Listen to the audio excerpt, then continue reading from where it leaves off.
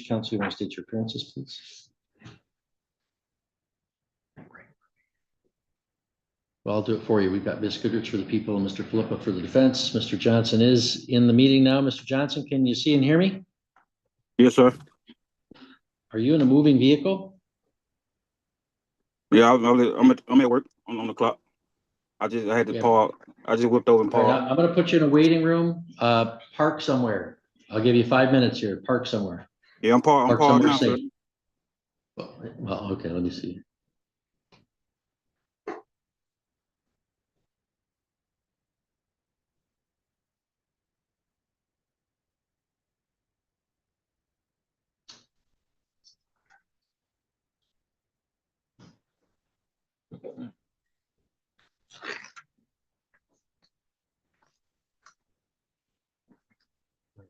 I put him back in, see if he turns on. All right, Mr. Johnson, turn your camera and microphone back on if you are not moving a car.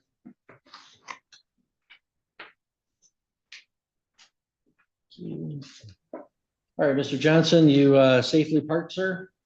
Yes, sir. You want to turn your camera so I can just confirm that? Probably show the outside or something. Yeah, show me outside. Show me where you're at. All right, very good. Thank you.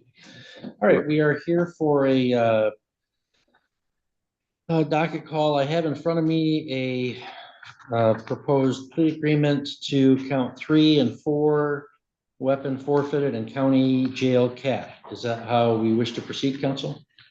Yes, Your Honor. That is correct, Mr. Johnson. I sent in those documents. We talked about it, pleading to 3 and 4, the CCW and the tampering, dismissing the remaining counts, dismissing the habitual enhancements. All right, Mr. Johnson, would you please raise your right hand for me, sir? Yes, sir. Do you swear to tell the truth, the whole truth, and nothing but the truth, so help you God? Yes, sir. Okay, you can put your hand down. Mr. Johnson, I know you're on video and your lawyer's here in the courtroom. You let us know if you need to talk privately with him. We could even clear the courtroom and let you do so at any time, okay? Yes, sir. Now I have to advise you the maximum penalty you could face under the charges that you'd be pleading to. Count 3 is carrying a concealed weapon. That's a felony punishable by up to 5 years in prison and or a $2,500 fine, mandatory forfeiture of the weapon. Count 4 is tampering with evidence. It's a felony punishable by up to 4 years in prison and or a $5,000 fine with discretionary consecutive sentencing, meaning the maximum exposure you would have for those 2 charges, if the court found consecutive sentencing to be appropriate, would be 9 years in prison. Do you understand that maximum, sir? Yes, sir. Are you on probation or parole anywhere? No, sir. Were you on bond for any other cases at the time of this incident? No, sir. All right, and did you read and understand the rights listed on the advice of rights form? Yes, sir. And did you sign that form then? Yes, sir. I would have signed it for him. Oh, okay. And did you give Mr. Filippa permission to sign it on your behalf? Yes, sir. I did. Do you have any questions for me or Mr. Filippa about any of those trial rights? No, sir. Do you understand if you enter a plea, you won't have a trial and you'll give up those rights? Yes, sir. And is that what you're choosing to do today? Yes, sir. I choose to enter the plea. Yes, sir. Okay, Mr. Johnson, if I accept that plea, you give up any claim that this plea was caused by any threats to you or any promises beyond the terms of the plea agreement. Do you understand that? Yes, sir. Also, when you plead guilty, you lose the right to appeal. And if you wanted to appeal, you'd have to seek permission by filing an application. But the types of issues that you could raise on appeal would be very limited, much more limited than if you were convicted after a trial. Do you understand this? Yes, sir. Mr. Johnson, the plea agreement provides in exchange for your plea of guilty to counts 3 and 4, the prosecutor will dismiss the remaining charges and will dismiss the habitual notice. Can I add the plea agreement says dismiss counts 1, 5, and hab 3? I imagine you're also dismissing count 2. Yes. Okay. I was going to ask the court to add that, but waiting for the right chance. Okay, I'll add 2 and initial that. So you plead guilty to counts 3 and 4. The rest will be dismissed with the habitual. Any weapon seized will be forfeited to the agency that seized it. And there's a sentence agreement for a county cap, meaning if I gave you any jail, I'd be limited by up to 12 months in the county jail and not prison. Do you understand that, Mr. Johnson? Yes, sir. Now, that plea agreement is not binding on me. I didn't enter that agreement, so if I didn't want to follow it, I wouldn't have to. But if I did not follow that and said that I wanted to send you to prison, you would be allowed to withdraw your plea because you wouldn't be receiving what you bargained for. Do you understand that? Yes, sir. Now, there is an important exception to that. If you were to engage in some misconduct between now and the sentencing, let's say you violate a condition of your bond, or you just don't show up for court, you abscond on your bond, or you commit a new crime between now and the sentencing. In those circumstances, by your own misconduct, you would lose the right to withdraw the plea, even if I didn't follow that sentence agreement. Do you understand that, sir? Yes, sir. All right, other than the plea agreement, has anybody promised you anything to get you to plead guilty? I mean, no, sir. Has anybody threatened you to make you plead guilty? No, sir. Is it your own free choice to enter this plea today? Yes, sir. So, Mr. Johnson, back on September 2nd of 2025, were you in Sheboygan County? Yes, sir. Did you have a 45 caliber Glock handgun pistol on your person? No, sir. Was it in a vehicle? No, sir. Okay. Mr. Filippa, you want to assist with factual basis? Thank you, Your Honor. Mr. Johnson, in the half hour or so before the police came upon you, did you have that Glock 40, that Glock on your person in your pockets or something like that? Yeah, yep. I had just recently was looking at it. And then before the police got there, you threw that Glock underneath the car in a parking lot, Yes, sir. and that was to try to hide that pistol from the police or anyone else that may have come looking. Yes, sir. And you eventually told the police which car to look under, but that wasn't until after they had talked with you for quite a bit. Yes, sir. And you don't have a permit where you can lawfully carry a pistol, a concealed weapons permit, anything like that? Yeah, I used to a while. Yeah, I used to a while back, but It's expired. yes, sir. No other questions, Your Honor? I think that's a sufficient factual basis. Are you satisfied, Ms. Goodrich? Yes. Mr. Filippa, are you aware of any other promises, threats, or inducements? I'm not, Your Honor. And do you believe I've complied with the court rule? You have, Your Honor? Ms. Goodrich, your thoughts on both questions? Yes to both. Okay. All right, Mr. Johnson, I find that your plea is knowingly, understandingly, and voluntarily made, and that there is a sufficient basis in fact and law that you're guilty of those offenses. So I hereby accept your plea. Mr. Filippa, we could have you come back for sentencing, say on available the morning of March 17. We were hoping, well, there's a number of matters in that Mackinac County on the morning of the 17th. Mr. Johnson has his daughter has a birthday, April 5th. We were hoping to leapfrog till April. I could give you April 28 available that day.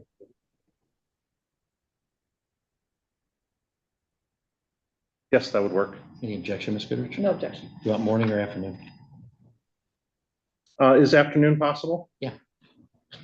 I suppose you would have asked if it wasn't, so Sure. afternoon, thank you. All right, so Mr. Johnson, we're going to schedule your sentencing out a little bit to April 28th at 1:40 in the afternoon. Yes, sir. Now, you'll have to cooperate with our probation department to have them interview you and prepare a pre-sentence report. So I want you to call our probation department. Mr. Filippa can help you with that number and set up an interview so they can write a report for me. And that sentencing's in person in my courtroom, okay? You can't zoom in for the sentencing. Do Okay. you have any questions for me, Mr. Johnson? No, sir. So and just be there on the 28th, being Sheboygan on the 28th. 28th at 1:40 in the afternoon. Yep. But before then, like this week, you got to be talking to probation department so they can interview you to write a report. So right now, I don't know much about you except what you just told me today. There's certainly more to you than what I heard about today. So the pre-sentence report kind of tells me more of your story, okay? Okay. All right, any objection to continuation of bond? No objection. Bond will be continued. Anything further from the defense, Nothing further, Your Honor. Thank you. from the people? No, Your Honor. Okay, we'll see you then, Mr. Johnson. Yes, sir.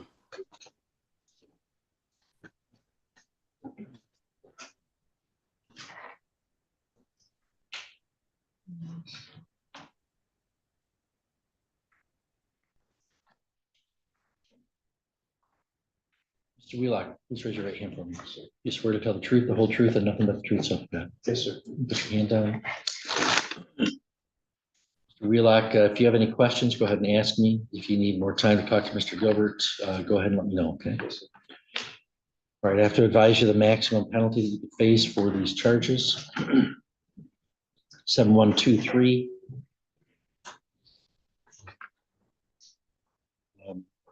Count 1, delivery of methamphetamine with, it's a 20-year felony or $25,000 fine, but with the habitual fourth notice, it'd be a maximum life in prison. Count 2, delivery methamphetamine, 20-year felony, $25,000 fine, but with the habitual fourth, it'd be maximum life prison. Count 3, delivery of more than 50 grams of hydrocodone, 20 years and or $25,000 fine with consecutive sentence discretionary. The habitual fourth makes that a statutory or maximum life. Count 4, computer crime, 20-year felony, discretionary consecutive sentencing. Habitual fourth would be statutory life. Count 5, computer crime, 20-year felony, discretionary consecutive, plus with the habitual life max. Count 6, computer crime, 20 years, 20-year felony, discretionary consecutive, habitual fourth life. So by my count, that would be the deliveries concurrent, the delivery of meth concurrent, delivery of hydrocodone, discretionary consecutive, and then 3 computer crimes. That would be, it sounds nonsense to even say it, but the maximum penalty that you could face in for these charges would be 5 lives in prison. You understand the maximum penalty? Yes, sir. In file 7124, count 1 is using a computer to commit a crime. It's a 4-year felony and or $5,000 discretionary consecutive. With the maximum, with the habitual fourth, it's a discretionary, I'm sorry, that's a 4-year felony. So there's the habitual 4 would make it a 15-year max. And count 2, the attempt possession is a high court misdemeanor, 2 years and or $1,000 fine, but with the habitual fourth would be 15 years. With the discretionary consecutive, the maximum penalty you have in 7124 is 30 years. So between the 2 files, 5 lives plus 30 years. You understand the maximum penalty? Yes. Were you on probation or parole? No. Were you on bond for any other case at the time of these incidents? No, sir. Did you read and understand the rights listed on the advice of rights form? I did. Can you sign that form? Yes. Do you have any questions for me or Mr. Gilbert about any of those rights? No, sir. Do you understand if you plead guilty, you give up those rights and won't have a trial? Yes, sir. And is that what you wish to do today? Yes. By pleading guilty, you give up any claim that your plea was caused by any threats or by any promises outside the plea agreement. Do you understand that? Yes. Also, you give up the right to appeal, and if you want to appeal, you have to seek permission by filing an application. But the types of issues you could raise on an appeal are very limited, much more limited than if you were convicted after trial. Do you understand that? Yes, sir. The plea agreement provides an exchange for your plea to those charges and restitution of $340. There's a sentence agreement for recovery report. Do you understand the terms of that plea agreement? I do, sir. Okay, now, I'm not bound to follow that sentencing if I think it's not appropriate. I don't have to continue in that program. But if I didn't, you'd be allowed to withdraw your plea. Do you understand that? Yes, sir.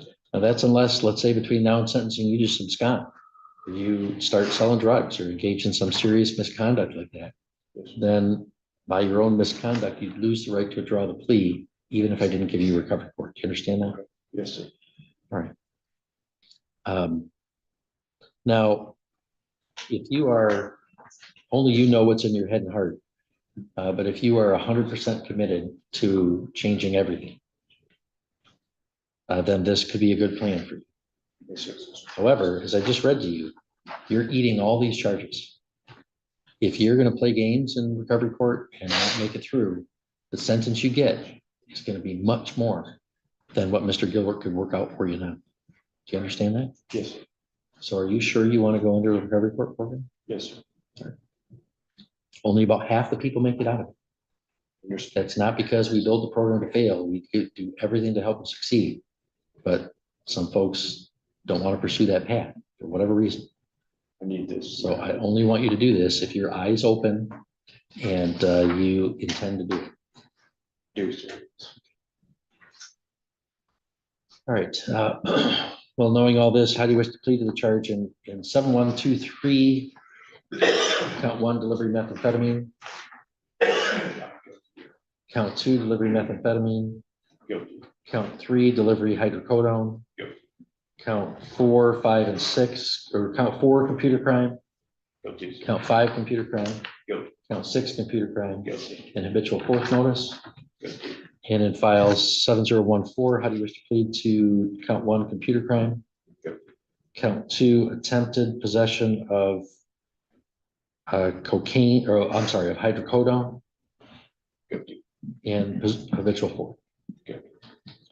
So, Mr. Wheelock, back last spring, April of 2025, did you deliver the controlled substance methamphetamine to another person? I did. Did that happen on 2 different occasions? Yes, Did both of those deliveries occur in Sheboygan County? I did. Did you know what substance you were delivering? Yes. You're not a pharmacist or a doctor. You don't have any authority to deliver that. Is that right? No, that's right. And did you also, in April of 2025 in Sheboygan, deliver less than 50 grams of a mixture containing hydrocodone? Yes. And did you know that that was what you were delivering? Yes. Did you have any lawful authority to deliver? No, sir. With all 3 of those deliveries, did you use an electronic device connected to the internet that would constitute a computer system to facilitate that delivery? Yes, sir. And then later in the fall, October of 2025, did you use a computer connected to the internet again to facilitate, was this you facilitating the purchase? Yes, sir. Okay. And you used a computer to facilitate that crime? Yes. Okay. And then you did attempt to complete that purchase and possession of hydrocodone? Yes. Something happened that prevented that? Yes. Was this what's commonly known as a reverse buy from Yes. same? Yes. Okay. And at the time of all these incidents, did you have prior felonies for maintaining a drug house in 2010, Yes. possession of narcotic in 2013, Yes. larceny building 2013? Yes.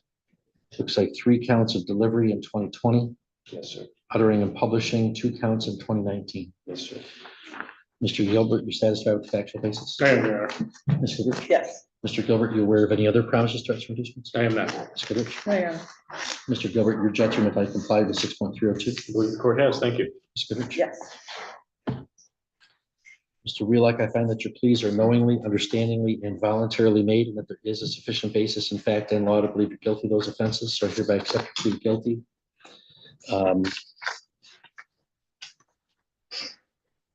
I think I might want to set this sentencing out to the end of April, just to let them get started in recovery court and see where we're at. Any objection to that? Not at all. Okay, Ms. Goodrich, second. That is. Okay, we'll schedule this for sentencing on April 28 at 2:20 in the afternoon. Your Honor, I have a question. Yeah, Does recovery court meet on Wednesday morning? it does. Will I be here tomorrow morning then? Yes, Okay. yes.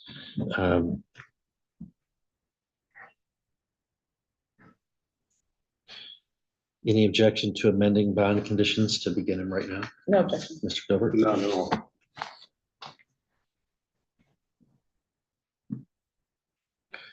Okay, so Mr. Wheelock, we're gonna amend your bond to have it be recovery court conditions. So we'll get you started right now. And what that means is if you're sentenced into it, you get credit in the program for the time starting tomorrow. Okay. So I want you to stop by, see Nicole if she's here, see probation, let them know that you entered a plea. Well, you'll see somebody tomorrow too. And tomorrow morning, tomorrow morning, I think we might not have any women participants on, for phase one. So I think we normally would have you come at 9:30, but why don't you come tomorrow morning at 9 a.m.? Come tomorrow, and then Yeah. I'll be here. Okay. Do you have any questions for him, Mr. Wheelock? No, one, do I call the bond hotline for, testing? Yeah, I guess Purpose. call it tomorrow morning unless Nicole's got you set up with something different. I'm not exactly sure what the logistics are, of how that shifts between that and recovery court. So if you talk to Nicole today and she gets you set up with the recovery court with a different number or something, then do that. Okay, But otherwise, call the bond line. sure. All right, see you tomorrow morning, 9 a.m. Thank you, sir.